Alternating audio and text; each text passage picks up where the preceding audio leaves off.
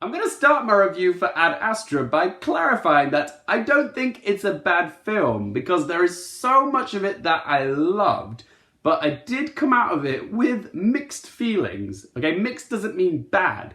To be honest, I think I'm still digesting it 24 hours after having seen it, and I really could benefit from watching it twice, because what I got from Ad Astra wasn't what I expected. The trailer for this film made it out to be this action-packed sci-fi epic where Brad Pitt travels the solar system and saves the planet. And yes, he does kind of do those things in this movie, but this isn't some freewheeling space cowboy film. It's actually a somber, calm, introspective character study which looks at masculinity and solitude. Definitely not what I was expecting, and I think I need to watch it twice to see if I can appreciate it more now that I know what to expect.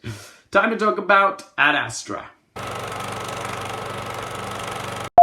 So Ad Astra is the latest film from director James Gray, who gave us Lost City of Z. 20 seconds into Ad Astra, and James Gray immediately lets the audience know that they are watching a space odyssey, because the very first gorgeous bit of visual imagery is something that is very reminiscent of HAL 9000 from Stanley Kubrick's 2001 A Space Odyssey. The film is set in the near future, and the Earth is in jeopardy because there's this global incident caused by this cosmic surge of radiation that's given off by Neptune. And should it happen again, then it has the potential to wipe out all living creatures on Earth. There's this NASA-like initiative called SpaceCom, who inform astronaut Roy McBride, who's playing this film by Brad Pitt, that this event might be linked to his father and fellow astronaut Cliff McBride, who's played in this film by Tommy Lee Jones, who disappeared 16 years ago whilst on board this space mission called Project Lemur, which was a quest to find intelligent life in the solar system. They believe that Cliff might still be alive, so Roy sets off on this space-hopping mission from the Earth to the Moon to Mars and beyond in order to find out the truth about his father, fight some space monkeys, and also save the planet. Yep, you heard me right. I said space monkeys, but no, it's not a Planet of the Apes type situation. So what did I think of Ad Astra?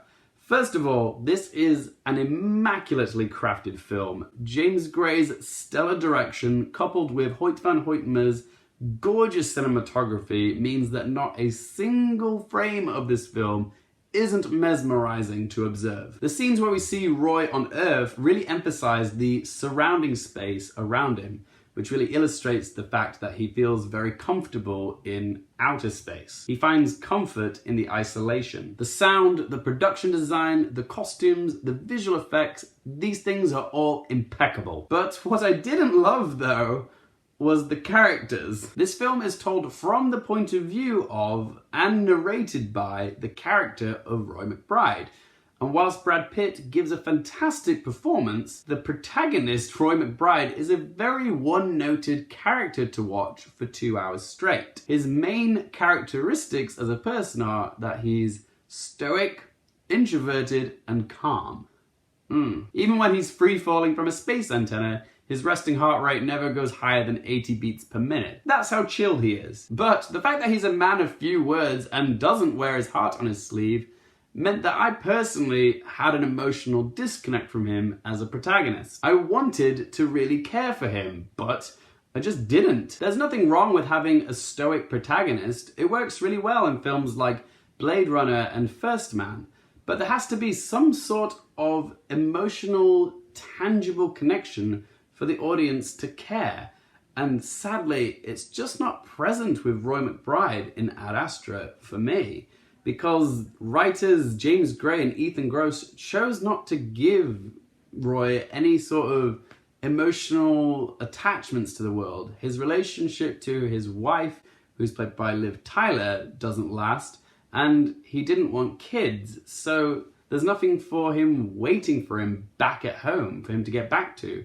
There's nothing for us as the audience to personally root for. And the supporting characters are very paper thin. Donald Sutherland is written out of the story just as he was getting interesting. Liv Tyler is scarcely in this, and Ruth Negga I would have appreciated more time with as well. So the characterization overall was a bit dry. The script had a somewhat easy to follow plot, but gets bogged down in this need to be this deep, introspective exploration of existentialism. Don't get me wrong, I love a film that gets me questioning about my existence, but some of the narrations in this film are a bit pretentious and, dare I say, boring on a first viewing, which is why I want to watch this a second time to see if it's better appreciated once I know what to expect. In the end, guys, I admired Ad Astra for a lot of reasons. The way it's shot, the composition, the framing, these things are all meticulous. Hoyt van Hoytma's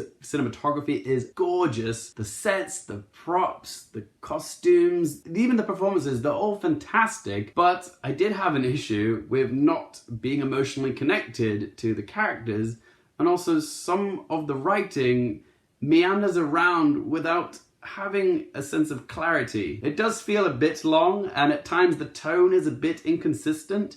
A scene where Roy takes a commercial flight to the moon feels a bit like an afterthought, but I still have to praise James Gray for being brave enough to take that risk and making something original. Something that is seriously lacking in cinema nowadays. Right, so it's time to ask those 3 questions. Firstly, would I watch this again? Yes, I'm definitely going to watch this again because I feel like my opinion of it will be solidified after seeing it a second time. So yeah, I'm going to watch it again.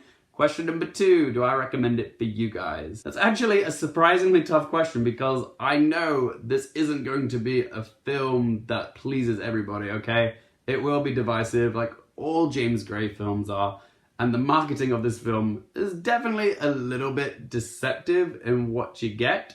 So I will say, yes, I would recommend it because it is so beautifully made, but I know some people are going to be let down by it because it's not what they think it's going to be. I do recommend it, but just be wary about it going into it. It might not be what you expect it to be. And question number 3, what score am I going to give it out of 10? That's a tough one because I feel like my mind isn't made up fully yet. I did love this film for so many reasons, but I did have some big problems with it, like the characters and part of the script. I'm gonna have to give Ad Astra a score of 6.5 out of 10. Keep in mind though, that score could change. I might appreciate it more with a second viewing, but for now I'm gonna give it a 6.5 because I did have mixed feelings for it. But please remember guys, this is just one bloke's opinion. I want to hear, what did you guys think of Ad Astra? Whatever your thoughts, theories, opinions, be sure to let your voice be heard in that comment section down below. I'd love to hear from you guys. If you guys do like my content, want to stay up to date with all my Venice and Toronto film reviews, please don't forget to click subscribe. Be sure to follow me on Twitter, on Instagram. You can find all those links in that video description down below. Thank you guys so much for watching. For more things related to movies, TV, and popcorn culture, I'm Luke Airfield, and I'll see you next time.